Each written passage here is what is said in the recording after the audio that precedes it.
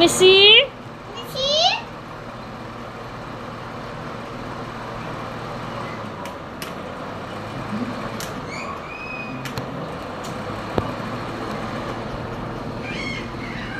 Missy తినమ్మా.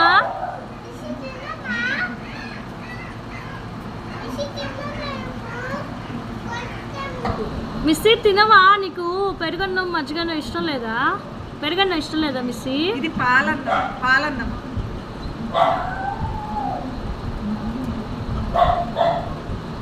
నాన్న, పాలన్నం వద్దా నీకు మిస్సీ?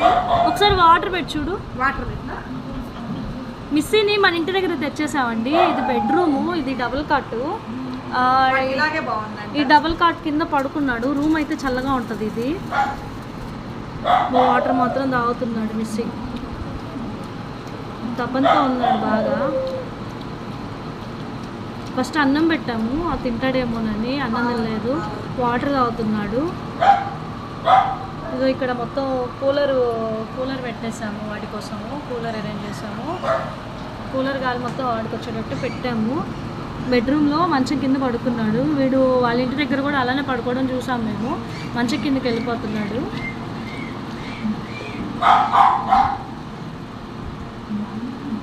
ఎలా ఉంటాడో పాపం, మేము కొత్త మోకాలు కదా, ఎలా ఉంటాడో అనుకుంటా ఉన్నాము. బట్ వాడైతే అంత అగ్రెసివ్ అయితే లేడు. వాడిని చూస్తే మాత్రం నాకు చాలా బాధేస్తుంది, చాలా బాధగా అనిపిస్తుంది. మేమైతే వాడికి బెడ్రూమ్ ఇచ్చేసాం. మామూలుగా అయితే ఇందులో డాగ్స్ ఉన్నాయి మిస్సీ రాకముందు.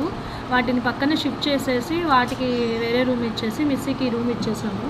ప్రజెంట్ కొంచెం వాడు ఈ చల్లగా అనేది కాసేపు పడుకుంటే కానీ ఇంకా 2-3 డేస్ అయితే కానీ వాడు నార్మల్ అవ్వడేమో.